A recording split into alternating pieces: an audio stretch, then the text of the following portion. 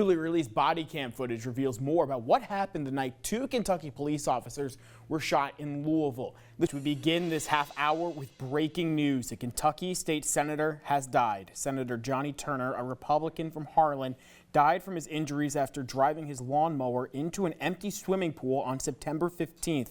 21-year-old Sahif Al-Kafahi was arrested Saturday night by the Louisville Airport Police Department. Just moments ago, a preliminary hearing was held for 32-year-old Torlina Mae Fields, the Kentucky woman who was arrested for allegedly killing and dismembering her mother earlier this month. Top news headlines this morning: an Ohio County grand jury has indicted 4 people with multiple charges in connection to the death of baby Maya Rudd. Maya's parents, Tesla Tucker and Cage Rudd, her grandfather, Ricky Smith, and Brody Payne were all indicted yesterday. It takes a lot of time, dedication, and a green thumb to make downtown Richmond blossom. But the task is like a bed of roses for one city employee. Vasi Prokos joins us live from downtown, a little bit up the road from where we are, to introduce us to the woman behind the watering pot. Good morning, Vasi.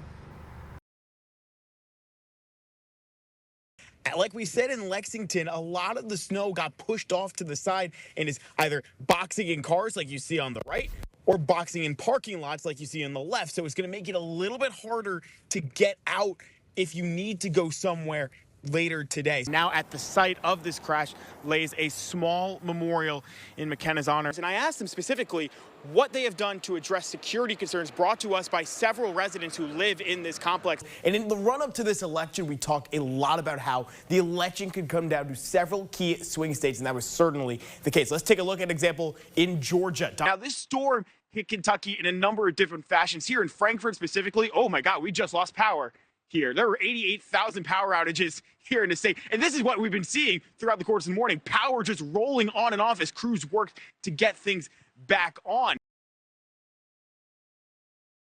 So we were talking about it before. You started playing in 2017. That's right. Where did you get that start? Seeing all the kids come out. Yeah, the weather might not have been the greatest on Saturday. It was pretty good yesterday.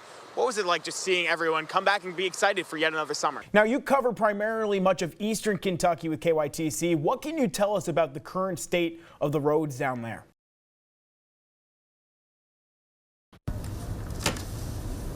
Early money goes into the gate, followed by Grand Illusion. Kurt Becker would be the first to admit that becoming the first and only track announcer in the history of Keeneland took a bit of luck. At the time, Becker held his experience in a much different kind of racing, broadcasting NASCAR for Motor Racing Network. I think what had happened, I think management had checked with some other folks and they said, look, I can't get free. I can't take 3 weeks off in the spring and 3 weeks in the fall, no matter how much they wanted to. 3 decades later, it would seem odd not to hear Becker's voice over the PA system.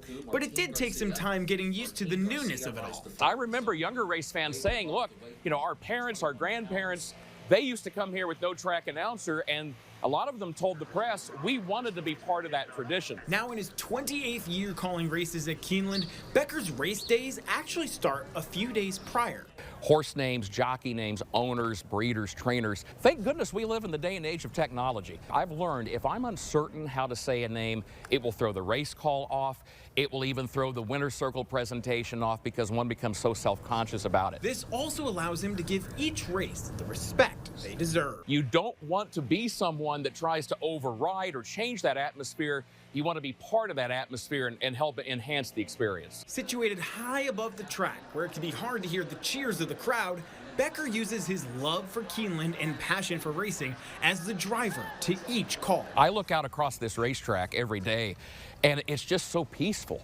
The setting is pastoral. The backstretch is bordered by, you know, gently rolling pasture, and it's almost like a step back in time. And despite all his years of experience, Becker still paces around anxiously in the lead up to each call, saying only one thing relaxes those nerves.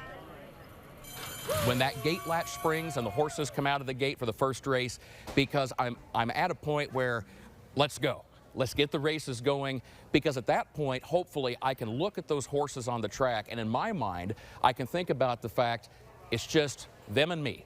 So while you're at the track this meet season, soak in all the action, but also take a moment to close your eyes and just listen. Mizoku, Martin Garcia to win it. Never Sway was across the line in the second position, followed by